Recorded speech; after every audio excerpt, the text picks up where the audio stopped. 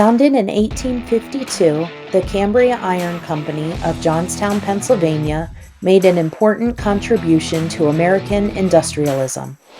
It is considered one of the greatest of the early modern iron and steel works. Forerunner of Bethlehem Steel Company, United States Steel Corporation, and other late 19th and 20th century steel companies, the Cambria plant became a model for the industry. In the late 1800s, Johnstown attracted the best and brightest minds in the industry. These men advanced iron and steel technology through invention and industrial design in Johnstown, work which was widely copied by other iron and steel companies.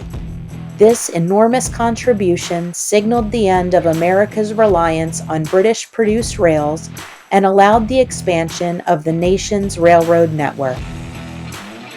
Before Cambria's founding, only a very few small-scale blast furnaces and foundries existed in Johnstown. But the city was blessed with abundant deposits of iron ore, coal, wood, and water supply. With the arrival of the Pennsylvania Railroad in 1854, Johnstown became an ideal location for the Cambria Iron Works. After a few difficult years, the company took off and became one of the nation's largest producers of rails. In the 1880s, the company added an open hearth steelmaking facility, but was becoming less important nationally as other steelmakers in Pittsburgh, Chicago, and Cleveland gained prominence. In 1898, the Cambria Iron Works was reorganized and renamed the Cambria Steel Company. They built a new modern steel mill in Franklin Borough, east of Johnstown. The Franklin mill included blast furnaces, a steel railroad car department, and open hearths. The Midvale Steel and Ordnance Company of Nicetown, Pennsylvania, bought the Cambria Steel Company in 1916, who then later sold it to the Bethlehem Steel Company. A major reorganization and modernization of the Johnstown facilities ensued, and parts of the lower works were retired altogether. Other Johnstown plants were enlarged and business prospered. In 1973, 11,800 workers were employed.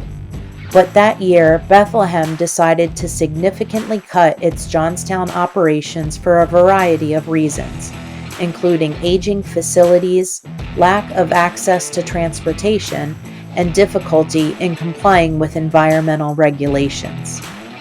Damage caused by the 1977 flood didn't help matters, and less than 10 years later, only 2,100 workers were left. The Johnstown plants of Bethlehem Steel Corporation were closed in 1992.